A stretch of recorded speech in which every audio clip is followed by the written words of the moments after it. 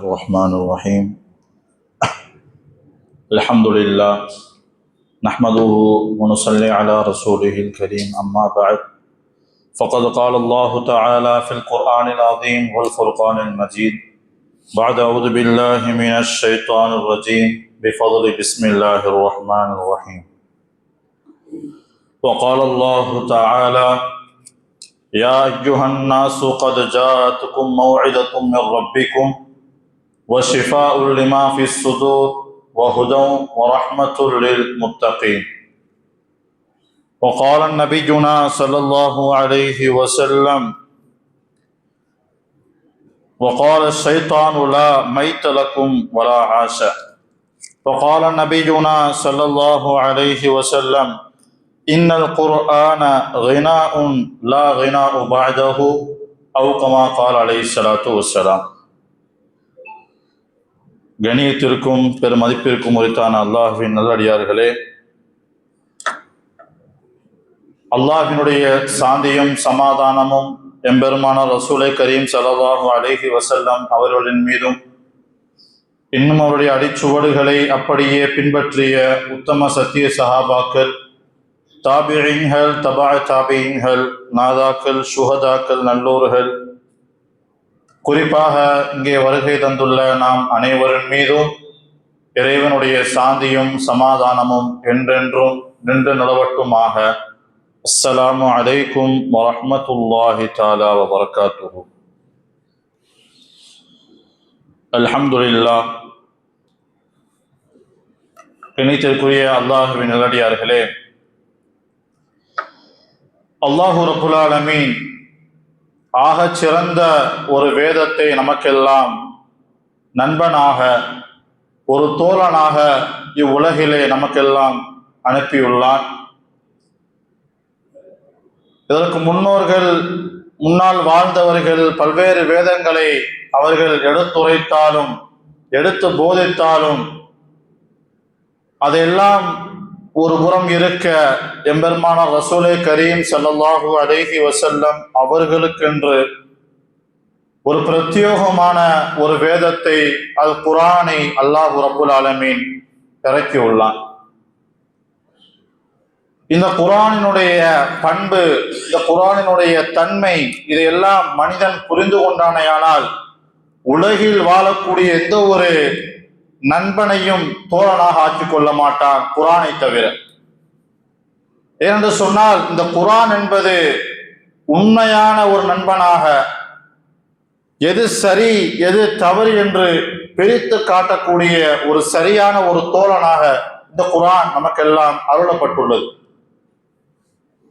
ஆனால் உலகத்திலே வாழக்கூடிய பல்வேறு மனிதர்களில் மிக குறைவிலும் குறைவான மனிதர்கள் மட்டும்தான் இந்த குர்ஆனை சரியான முறையிலே புரிந்து கொண்டு தனது உண்மையான நண்பனாக தோழனாக ஆக்கிக் கொண்ட பல்வேறு வரலாற்றை நாம் பார்க்க முடிகிறது. இந்த குர்ஆன் குறித்து அல்லாஹ் ரப்புல் ஆலமீன் என்னென்னவெல்லாம் கூறுகிறான், எப்படியெல்லாம் இந்த குர்ஆன் நமக்கு தோழனாக உலகில் மட்டுமல்ல மறுமையிலும் நமக்கு தோழனாக மாறுகிறது என்ற செய்தியை பெருமானார் ஸல்லல்லாஹு அலைஹி வஸல்லம் அவர்களின் மூலமாக பல்வேறு செய்திகளை கூறியுள்ளார்கள். இந்த குர்ஆன் குறித்து அல்லாஹ் பேசுகின்ற பொழுது இன்னா நஹ்னு நஸல்னா ذிக்ர் வ இன்னா லஹு லஹாஃபிதூன், நிச்சயமாக இன்னா நஹ்னு நஸல்னா ذிக்ர, இந்த குர்ஆனை, இந்த வேதத்தை நாம் தான் இறக்கினோம், வ இன்னா லஹு லஹாஃபிதூன், நிச்சயமாக அதை நாம் பாதுகாப்போம். இந்த குர்ஆனை பத்தி ஒருத்தர் தவறா பேசுறான், ஒருத்தர் தவறான முறையில அதை மக்களுக்கு மத்தியில ஷேர் பண்றான் அப்படின்னா நீங்க அவனை கண்டிக்கிறீங்களோ இல்லையோ, அவனை கண்டிப்பா நாம என்ன செய்வோம், அவனை கண்டிப்போம். இந்த குர்ஆனை பாதுகாப்போம், இந்த குர்ஆனுக்குண்டான விளக்கத்தை நாம் பரிமாற செய்வோம் என்ற செய்தியை அல்லாஹ் குர்ஆனிலே கூறுகிறான். இப்படிப்பட்ட இந்த குர்ஆன், அல்லாஹ்வின் மூலமாக இறக்கப்பட்ட இந்த குர்ஆன், திருமறையாம் வேதம் என்னென்ன நன்மைகளை, என்னென்ன விஷயங்களை நமக்கு மத்தியிலே, நமக்கு புத்துணர்ச்சியாக, ஒரு நல்ல ஒரு விஷயமாக நமக்கு என்னென்னவெல்லாம் கொடுக்கிறது என்பதை நாம் எல்லாம் பார்ப்போம். பெருமானார் ஸல்லல்லாஹு அலைஹி வஸல்லம் அவர்கள் கூறினார்கள், இன்னல் குர்ஆன, நிச்சயமாக குர்ஆன் என்பது ஹுவத்தவா, அது ஆகச் சிறந்த ஒரு மருந்து, ஆகச் சிறந்த ஒரு மருந்து என்பதாக பெருமானார் ஸல்லல்லாஹு அலைஹி வஸல்லம் அவர்கள் கூறுகின்றார். இன்றைக்கு எத்தனை நபர்கள் உண்மையான இந்த மருந்தை விட்டு 10 ரூபாய்க்கு மாத்திர மருந்து, 10 ரூபால ஆரம்பிச்சு 10 லட்சம் 10 கோடி இப்படியாக ஒரு ஊசி 10 லட்சம் ரூபாங்க. இந்த ஊசி இந்த இன்ஜெக்ஷன் போடணும்னா 10 லட்சம் ரூபாய் கொடுங்க. அப்ப உண்மையான பரிபூரணமான ஷிஃபா, நோய் நிவாரணை எது என்று தெரியாமல் மக்கள் அங்காங்கே சென்று கொண்டிருக்கின்றார்கள். அல்லாஹ் யாரை நாடுகிறானோ அவர்களுக்கு மட்டும்தான் இந்த விளக்கத்தை கொடுப்பான். குர்ஆன்ல எப்படிங்க நோய் நிவாரணம் இருக்குது? இது உண்மையா புரியணும்னா நம்ம ஆன்மீகத்துல ரொம்பவும் ஆழமா பயணிச்சால் மட்டும்தான் உண்மையான தீர்வு இந்த குர்ஆனின் மூலமாக கிடைக்கும். நபிகள் நாயகம் ஸல்லல்லாஹு அலைஹி வஸல்லம் காலத்துல ஒரு ஜமாத், ஒரு 10 பேர் கொண்ட ஒரு ஜமாத் பழங்குடியின மக்களிடத்துல போறாங்க, ஒரு கிராமத்துக்கு போறாங்க. இந்த ஜமாத் அங்க போன பொழுது யாருமே இந்த ஜமாத்துக்கு ஒத்துழைக்கல, உதவி செய்யல. பொதுவாகவே ஒரு வளம் என்னன்னு சொன்னா, ஒரு முஸ்லீம், பெருமானார் சொல்வார்கள், அல் முஸ்லிம் அஹுல் முஸ்லிம், முஃமின்கள் அனைவரும் சகோதரர்கள், எல்லோரும் என்ன செய்யுங்கள், ஒன்றோடு ஒன்றாக பிணைந்து வாழுங்கள், உங்களுடைய தோழாமையை நீங்கள் என்ன செய்யுங்கள், வளர்த்து கொள்ளுங்கள். அந்த காலத்துல ஒரு பழக்கம், ஒரு முஸ்லீம் இன்னொரு முஸ்லீம் ஒரு ஊருக்கு வராங்கன்னா உணவு கொடுப்பாங்க, பல்வேறு நல்ல விஷயங்களை பரிமாறுவாங்க. அப்ப இந்த கிராமத்துக்கு போன இந்த 10 பேர் கொண்ட பெருமானாருடைய தோழருக்கு யாரும் உதவலை, யாரும் எந்த விதமான உதவியும் செய்யல, ஒரு உணவும் கொடுக்கல, உணவுக்குண்டான வழிவகுத்தலையும் அவங்க காட்டல. இப்ப இந்த ஜமாத் ஒரு 6 நாளுக்கு மேல அங்க தங்கி கொண்டு இருக்குது. இப்ப அங்க என்ன ஏற்படுதுன்னு சொன்னா, அந்த பழங்குடியின மக்களுடைய தலைவர், அங்க உள்ள ஒரு பஞ்சாயத்து தலைவருக்கு ஒரு பாம்பு கடி ஏற்படுது. ஒரு பாம்பு கடிச்சிருது. அதனால அவரு ரொம்ப வேதனைக்கு உள்ளாக்கப்படுறாரு. நோய்க்குண்டான நிவாரணம் கிடைக்கல. யார் யாரையும் கூப்பிடுறாங்க, எல்லாத்தையும் கூப்பிட்டு பாக்குறாங்க. அவரு குணமடைகிற மாதிரி உண்டான ஒரு தோணி அவருக்கு தெரியல. எனக்கு ஏதோ செய்யற மாதிரி தலைலாம் சுத்துது, இப்படியே சொல்லிக்கிட்டே இருக்காரு. ஒரு முழு தீர்வு கிடைக்கல. இப்ப இந்த விஷயம் அங்கங்க எல்லாத்துக்கும் போய் கடைசியா இந்த பெருமானாருடைய தோழர் 10 பேர் கொண்ட ஜமாத்துக்கு இந்த செய்தி அவங்களுடைய காதுக்கு வருது. அப்போ அங்க உள்ள ஒரு தோழர் சொன்னாரு, அதுக்குண்டான தீர்வு என்கிட்ட இருக்குது, ஆனா அதை நான் சரியா செஞ்சுட்டேன்னா எனக்கு ஒரு ஆட்டை என்ன செய்யணும், நீங்க பரிசாக கொடுக்க வேண்டும், அதற்கு பதிலாக நீங்க கொடுக்கணும் அப்படிங்கிற ஒரு கோரிக்கையை முன்வைக்கிறார். சரின்ட்டு அங்க உள்ள மக்களும் அழைச்சிட்டு போறாங்க. போய் அவருக்கு உண்டான வைத்திய எண்ணம்ங்கிறத பாருங்கண்டா இவர் எதுவுமே இல்லை, ஒரு மருந்தும் இல்லை, ஒண்ணும் இல்லை, எதுவும் இல்லை. என்ன செய்யறாரு, ஃபாத்திஹா சூராவை அல்லாஹுவை மட்டும் ஆதரவு வச்சு, இந்த நோயை கொடுத்தவன் நீ, இந்த நோயை எடுப்பவன் நீங்கிற உண்மையான உள்ளத்தை, அந்த பரிசுத்தமான உள்ளத்தை, இஹ்லாஸை மனதிலே கொண்டு சூரத்துல் ஃபாத்திஹாவை தான் ஓதுனர். சூரத்துல் ஃபாத்திஹாவை ஓதுன அந்த நொடியில, அந்த கொஞ்ச நேரத்துல அந்த மனிதர் தெளிவு பெறாரு, குணமடைகிறாரு, அவருக்குள்ள ஒரு மாற்றம் ஏற்படுது. அப்ப கேட்டாரு, நீங்க என்ன ஒரு ஏதோ மந்திரம் எதுவும் பண்றீங்களா, ஏதோ நீங்க பண்ணீங்க ஒரு சரியாயிருச்சு அப்படின்னு சொல்றாரு. அதெல்லாம் உங்களுக்கு சொன்னா புரியாது, இஸ்லாத்துக்கு வந்தாதான் உங்களுக்கு புரியும் என்பதாக சொல்லிவிட்டு ஒரு ஆட்டை, அவர்கள் சொன்னது போல் அந்த ஆட்டை அவர்கள் கொடுத்து விடுகிறார்கள். அதனை வாங்கி விட்டு அவருக்கு ஒரு சந்தேகம் ஏற்படுது, இப்படி நம்ம ஒரு நல்ல காரியத்தை செஞ்சுட்டு ஆட்டை பரிசா வாங்கிட்டோமே, இது கூடுமா கூடாதா? பெருமானார் ஸல்லல்லாஹு அலைஹி வஸல்லம் அவங்கள்ட்ட போறாங்க. இந்த செய்தி எல்லாம் போய் சேருது. இது மாதிரி நாங்க போனோம், ஒருத்தருக்கு பாம்பு கடி ஏற்பட்டுச்சு, இப்ப நான் அல்ஹம்து சூராவை ஓதனேன், ஃபாத்திஹாவை ஓதனேன், அவர் குணமடைந்தார். அதற்கு பதிலாக ஒரு ஆட்டை கேட்டேன், அவர் கொடுத்து விட்டார். இந்த ஆட்டை நான் உண்ணலாமா என்று கேட்ட பொழுது பெருமானார் ஸல்லல்லாஹு அலைஹி வஸல்லம் அவங்க சொன்னாங்க, சூரத்துல் ஃபாத்திஹால தீர்வு இருக்குங்கிறது உனக்கு யாரு சொன்னது? ஆச்சரியமா கேட்கிறாங்க. சூரத்துல் ஃபாத்திஹால உண்மையான மருத்துவ ரீதியான தீர்வு இருக்குங்கிறத உனக்கு யார் அறிவித்தது என்பதாக ஆச்சரியமாக கேட்டுவிட்டு, நீ வாங்கின ஆட்டுல எனக்கு ஒரு பங்கு இருக்குது, பாதி எனக்கும் கொடுத்துரு என்பதாக பெருமானார் ஸல்லல்லாஹு அலைஹி வஸல்லம் அவர்கள் கூறினார்.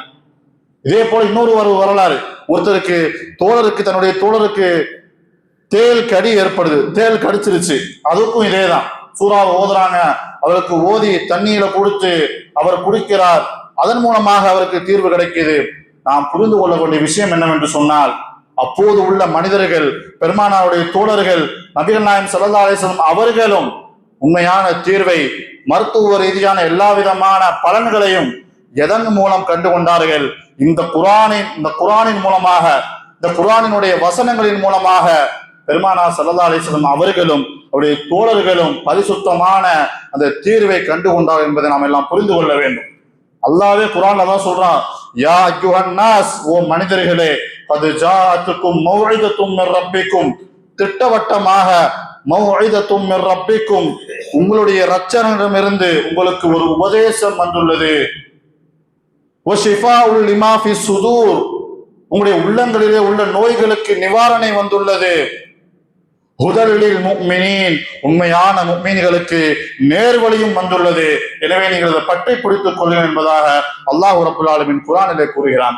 எனவே குர்ஆனை நாம் கையிலே எடுத்துக்கொண்டால், நண்பனாக ஆக்கிக் கொண்டால், எந்த விதமான நோய்க்கும் அதை நிவாரணமாக நாம் பயன்படுத்தலாம். அடுத்ததாக பெருமானார் ஸல்லல்லாஹு அலைஹி வஸல்லம் அவர்கள் இன்னொரு செய்தியை கூறுகின்றார்கள், இன்னல் குர்ஆன கினாஉன், நிச்சயமாக குர்ஆன் என்பது கினா, பெரும் செல்வம், பேரின்பம். உலகத்துல செல்வம், என்கிட்ட கோடி கணக்குல பணம் இருக்குன்னா நீ எதையோ சொல்லு, ஆனா உண்மையான செல்வமும் பணமும் குர்ஆன். இன்னல் குர்ஆன கினாஉன், நிச்சயமாக குர்ஆன் தான் பெரும் செல்வம், பெரும் கோடி கணக்கில் உண்டான சொத்து உனக்கு. அதை சொல்லிவிட்டு பெருமானார் சொன்னார்கள், லா கினாஉ பஅதஹு, அதற்கு பின்னால நீ எதெல்லாம் செல்வம்னு சொல்றியோ அதனுடைய கால் தூசிக்கு கூட சமமாகாது என்று பெருமானார் ஸல்லல்லாஹு அலைஹி வஸல்லம் அவர்கள் கூறுகின்றார்கள். என்ன காரணம்?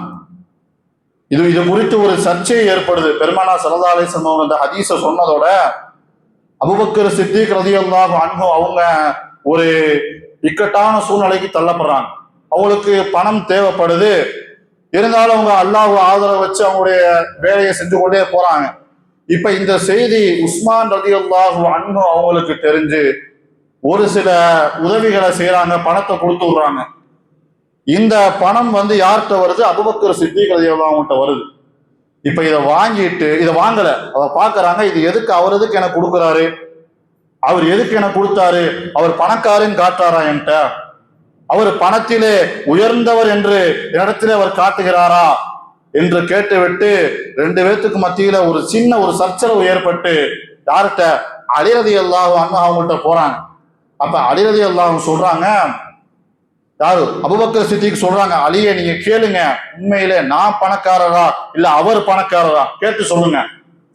அப்ப இத கேள்வியை கேட்கறதுக்கு முன்னாடியே அலி ரலியல்லாஹு அன்ஹு அவங்க சொல்றாங்க, அபூபக்கரே, நீங்க உண்மையிலே கஷ்டத்துல இருக்கீங்க, ஏழையா இருக்கீங்க, உங்களுடைய பொருளை எல்லாம் நீங்க தான தர்மம் செஞ்சுட்டீங்க, அல்லாஹ்வுடைய பாதையில கொடுத்துட்டீங்க, நீங்க ஒரு தேவை உடையவரா இருக்கீங்க. ஆனா உஸ்மான் ரலியல்லாஹு அன்ஹு அவங்களோ ஒரு பெரிய ஒரு வியாபாரி, பிசினஸ் மேனா இருக்காரு, பல்வேறு சொத்துகளுக்கு சொந்தக்காரரா இருக்காரு. அப்ப அவரு தானே பெரியவர், இதுல என்ன ஒரு சந்தேகம் அப்படின்னு சொல்லும் பொழுது யாரு? அபூபக்கர் சித்திக் ரலியல்லாஹு அன்ஹு சொல்றாங்க, அப்ப ரசூலுடைய சொல்லு பொய்யாயிருச்சா? அப்ப ரசூலுடைய சொல்லு பொய்யாயிருச்சா? இன்னல் குர்ஆன கினாஉன், குர்ஆனுடைய ஒருவர் அவர்தான் பணக்காரர் என்று சொன்னார்களே, அந்த சொல் பொய்யா? அப்போது ரெண்டு பேரும் பின்வாங்குறாங்க. என்ன சொல்றாங்க? அபூபக்கர் சித்திக் ரலியல்லாஹு அன்ஹு அவங்கள்ட்ட சொல்றாங்க, உஸ்மான் ரலியல்லாஹு அன்ஹு, குர்ஆனோடு நான் உங்களோடு போட்டியிட்டு நான் அதோடு ஜெயிக்க முன் வரல, நான் இப்பயே பின்னாடி போயிடுறேன், என் பணத்தை என்கிட்ட கொடுத்துருங்க. அப்ப அலி ரலியல்லாஹு அன்ஹு அவங்க சொல்றாங்க, குர்ஆனுடைய விஷயத்துல நான் வாதாட விரும்பவில்லை, நீங்கள் தான் இதிலே பணக்காரர், ஜெயித்தவர் என்று அலி ரலியல்லாஹு அன்ஹு அவர்கள் கூறுகின்றார்கள். ஏனென்று சொன்னால் குர்ஆனுடையவர் எல்லோருக்கும் என்ன செய்து சொந்தமானவர். ஏனென்று சொன்னால் இந்த உலக வாழ்க்கை அற்பமானது. நீ வைத்திருக்கக்கூடிய காசு பணம் கொஞ்ச நாள் உனக்கு என்ன செய்யும்? உன ரொம்ப ஒரு இன்பத்திலையும் ஒரு ஆகாயத்திலையும் மிதக்க வைக்கும். ஆனா அந்த பணம் நாளை கியாம நாளிலே யாருக்கு சாதுவாக இருக்கும்? அப்போது எதை ஒப்பிட்டு காட்டுகிறார் என்று சொன்னால், குர்ஆனோடு தோழாமை கொண்டால் இந்த குர்ஆன் நாளை கியாம நாளிலே உனக்கு தோழனாக, நீ நரகத்திற்கு எழுதப்பட்டு விட்டால் உனக்கு வாதாடக்கூடிய நண்பனாக இந்த குர்ஆன் நாளை கியாம நாளில் நிற்கும். எனவே உண்மையான நண்பனும் உண்மையான கோடீஸ்வரன் என்று சொன்னால் அது குர்ஆன் தான் என்று தீர்வை அவர்கள் முன்வைக்கிறார்கள்.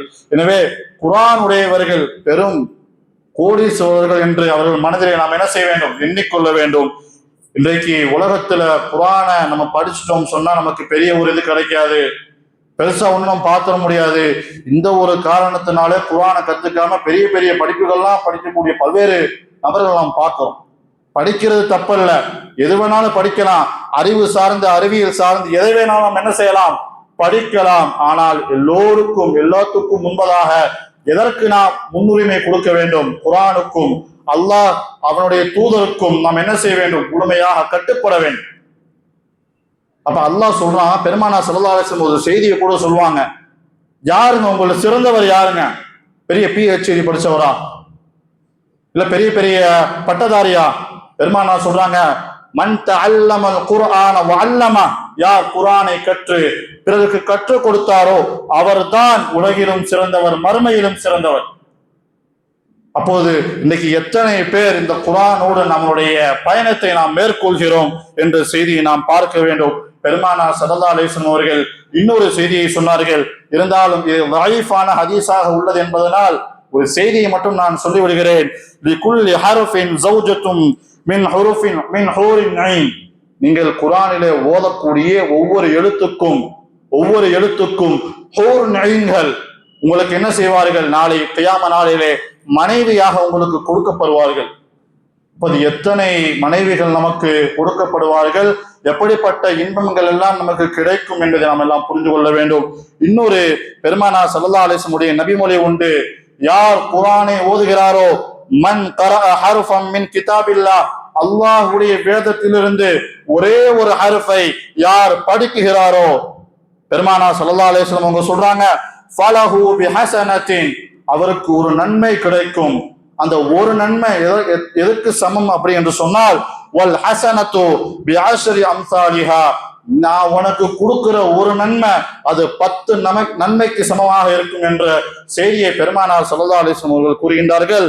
அதை மட்டும் சொல்லிவிட்டு நீங்க நினைச்சுக்கலாம், அலிஃப் லாம் என்பது ஒரு வாசகம் என்பதாக நீங்க நினைப்பீர்கள். பெருமானார் சொல்றார்கள், லா அகூலு, நான் அப்படி சொல்லல, அலிஃப் லாம் என்பது ஹர்ஃபுன், இதெல்லாம் சேர்த்து உங்களுக்கு 10 நன்மைப்பா அப்படின்னு சொல்லல. பெருமானார் ஸல்லல்லாஹு அலைஹி வஸல்லம் அவர்கள் கூறுகிறார்கள், வலாக்கின் அலிஃபுன் ஹர்ஃபுன் வலாமுன் ஹர்ஃபுன் வ மீமுன் ஹர்ஃபுன், நீங்கள் ஓதப்படக்கூடிய அந்த சூறாவிலே அலிஃப் ஒரு ஹர்ஃப், லாம் ஒரு ஹர்ஃப், மீம் என்பது ஒரு ஹர்ஃப், இதை ஓதினாலே 30 நன்மைகளுக்கு நாம் சொந்தக்காரனாக மாறிவிடுகிறோம். அப்போது தினம்தோறும் குர்ஆனை நாம் ஓதினால் எத்தனை கோடி பில்லியன்களுக்கு நாம் நன்மைக்கு சொந்தக்காரன் நாம் மாற முடியும் என்பதை நாம் எல்லாம் யோசிக்க வேண்டும். இப்படிப்பட்ட ஒரு பெரும் பாக்கியத்தை இந்த குர்ஆனோடு நாம் தோழாமை கொண்டால் அல்லாஹ் ரப்புல் ஆலமீன் நாம் அனைவருக்கும் என்ன செய்கிறான், இதை இலகுவாக கொடுக்குகிறான். அதே போல் நம்முடைய வீடுகளிலே குர்ஆனை அதிகமாக நாம் ஓத வைக்க வேண்டும். நம்முடைய பிள்ளைகளுக்கு நாம் என்ன செய்ய வேண்டும், குர்ஆனுடைய விஷயங்களை கற்றுக் கொடுக்க வேண்டும்.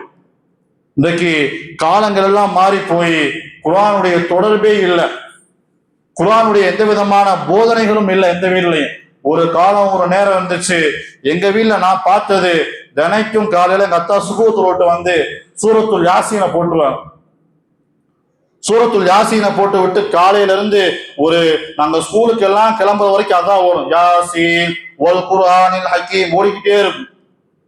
பெருமானார் சொல்றாங்க, குர்ஆன் ஓதப்படுகின்ற வீடுகளில் ஷைத்தான் விரண்டு ஓடுவான், மலக்குகள் ஒன்று சேர்வார்கள்.